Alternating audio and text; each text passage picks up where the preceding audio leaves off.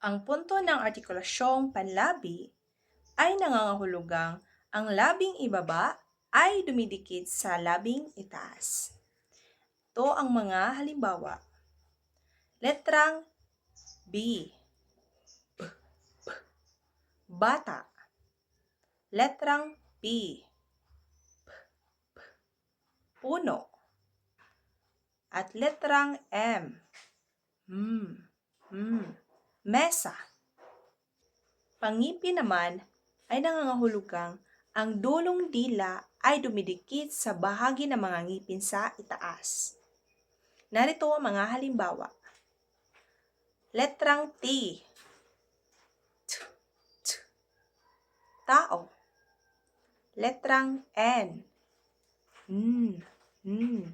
Niyog. Letrang D.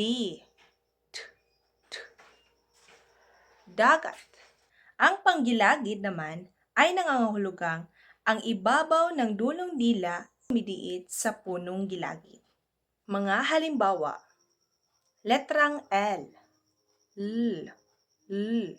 Lapis. Letrang R. Rosas. Letrang S. Saging. Sa pangalangala naman, ang dila at ngalangala ang ginagamit.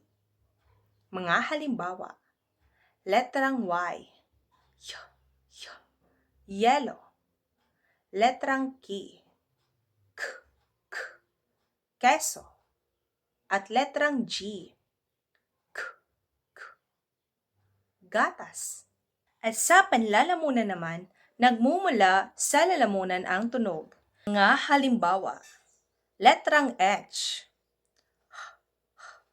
Halaman. Letrang A. Araw.